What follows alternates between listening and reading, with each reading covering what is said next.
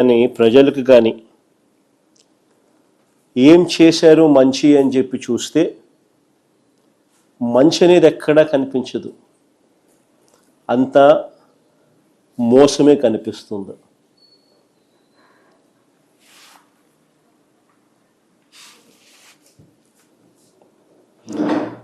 ప్రజలను వరుసగా వెన్నుపోటు పొడుస్తూ వారిని వంచిస్తూ చంద్రబాబు నాయుడు గారు ప్రవేశపెట్టిన బడ్జెట్ ఈ మూడో బడ్జెట్.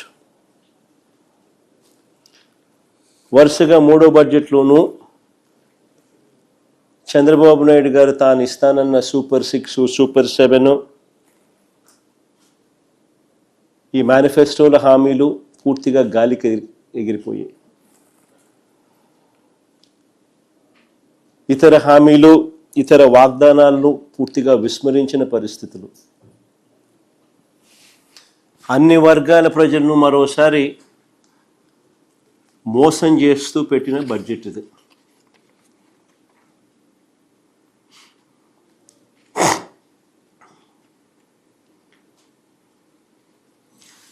చంద్రబాబు నాయుడు గారు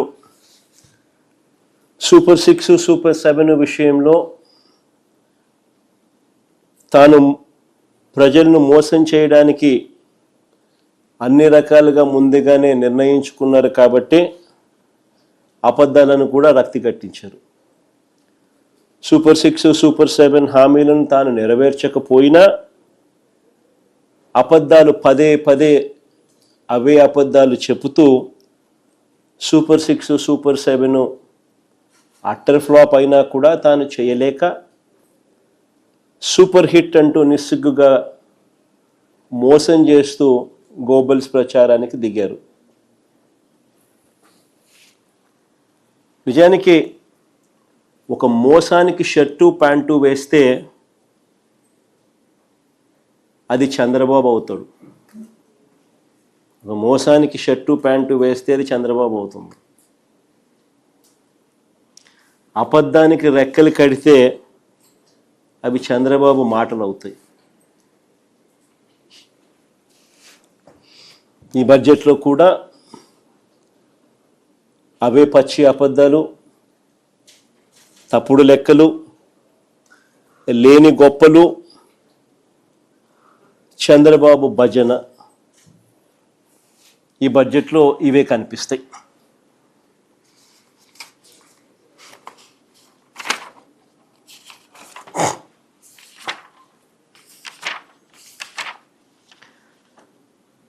ఈ బడ్జెట్లో చంద్రబాబు చేసిన అంకెల గారడీకి సంబంధించిన కొన్ని వాస్తవాలు మీ ద్వారా ప్రజల దృష్టికి తీసుకొని పోయే ప్రయత్నం చేస్తున్నాను.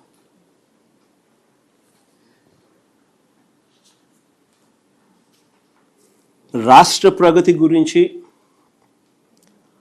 ఆర్థిక వ్యవస్థ గురించి చంద్రబాబు మాటలేమో కోటలు దాటుతూ ఉంటాయి, కానీ వాస్తవ లెక్కలు చూస్తే మాత్రం అవి గడప కూడా దాటని పరిస్థితులే కనిపిస్తాయి. పబ్లిసిటీ పీక్, పర్ఫార్మెన్స్ మాత్రం వీక్. ఇది స్టాండర్డ్ చంద్రబాబు గారి పాలనలో మనకు కనిపిస్తూ ఉన్న సత్యం. 2024-25 రాష్ట్ర ఆర్థిక వృద్ధి అంటే జిఎస్డిపి వృద్ధి రేటు 11.75% చంద్రబాబు నాయుడు గారు చెప్పుకొస్తారు. దేశ జీడిపి వృద్ధి రేటు 9.8% మాత్రమేనని చంద్రబాబు నాయుడు గారు తన ఆఫీస్లో కూర్చొని అంకెలు రాసేస్తారు. ఇది 2024-25కి సంబంధించి చంద్రబాబు నాయుడు గారు ఇస్తా ఉన్న సమాచారం. సిమిలర్లీ అంతేకాదు 2025-26 సంబంధించి రాష్ట్రంలో జిఎస్డిపి గ్రోత్ రేటు 10.75% గ్రోత్గా గొప్పలు చెప్పుకుంటారు. ఈ 25-26లో దేశ జీడిపి గ్రోత్ రేటు 8%, కానీ రాష్ట్రంలో 10.75% నమోదైంది అని చెప్పి చంద్రబాబు నాయుడు గారు తన డబ్బాను తానే మోయించడం మొదలు పెడతాడు. ఫ్యాబ్రికేటెడ్ నెంబర్స్తో తన డప్పు తానే కొట్టుకోవడం మనకంతా కూడా కనిపిస్తూ ఉంది. నేను ఒకటే అడుగుతా ఉన్నా, జీడిపిలో అంటే రాష్ట్ర వృద్ధి రేటు అని అంటే రాష్ట్రం పురోగతిలో ఉందని దాని అర్థం. Primary sector, secondary sector, tertiary sector అన్నీ కూడా పురోగతి సాధిస్తున్నాయి అనేది దాని అర్థం. అంటే వ్యవసాయము, మ్యానుఫ్యాక్చరింగు, సర్వీసెస్ సెక్టరు అన్ని సెక్టర్సు వేగంగా పరిగెత్తా ఉన్నాయని దాని అర్థం. మరి చంద్రబాబు చెప్పిన ఈ లెక్కలే నిజమైతే జిఎస్డిపిలో ఈ మేరకు గ్రోత్ రేటు నిజంగానే కనిపిస్తూ ఉంటే దట్ షుడ్ ట్రాన్స్లేట్ ఇంటూ ప్రజల తలసరి ఆదాయం కూడా ఇదే రీతిలో నిజంగా పెరిగి ఉండాలి కదా. దట్ షుడ్ ట్రాన్స్లేట్ ఇంటూ ప్రజల తలసరి ఆదాయం కూడా ఇదే రీతిలో నిజంగానే పెరిగి ఉండాలి కదా. ఆ తలసరి ఆదాయం నిజంగానే ప్రజలకు ఆదాయాలు నిజంగానే పెరిగి ఉంటే తద్వారా వాళ్ళ కొనుగోళ్ళ శక్తి కూడా పెరగాలి కదా. సో కొనుగోళ్ళు కూడా పెరగాలి కదా, పెరిగి ఉండాలి కదా, కొనుగోలు కూడా పెరిగి ఉండాలి కదా. తద్వారా ప్రభుత్వానికి వచ్చే ఆదాయాలు, ట్యాక్స్ రెవెన్యూస్ కూడా పెరిగి ఉండాలి కదా. అంతా కనెక్టెడే కదా.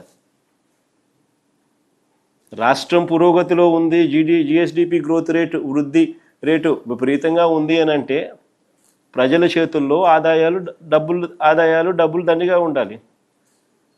ఆ డబ్బులతో ప్రజల కొనుగోలు శక్తి పెరిగి ఉండాలి. తద్వారా రాష్ట్రానికి వచ్చే ట్యాక్సులు పెరిగి ఉండాలి. ఇవన్నీ సైక్లికలే కదా. కానీ అది జరిగిందా, ఇది వాస్తవమేనా అన్నది ఒక్కసారి గమనిస్తే 2024-25 చంద్రబాబు నాయుడు గారి మొదటి సంవత్సరంలో రాష్ట్రానికి వచ్చే సొంత ఆదాయాలు 119,927 కోట్లు వస్తుందని బడ్జెట్లో చెప్పారు చంద్రబాబు. అప్పుడు కూడా కానీ ఆ ఏడాది వాస్తవంగా వచ్చిన ఆదాయం ఎంత అని చూస్తే 94,937 కోట్లు మాత్రమే.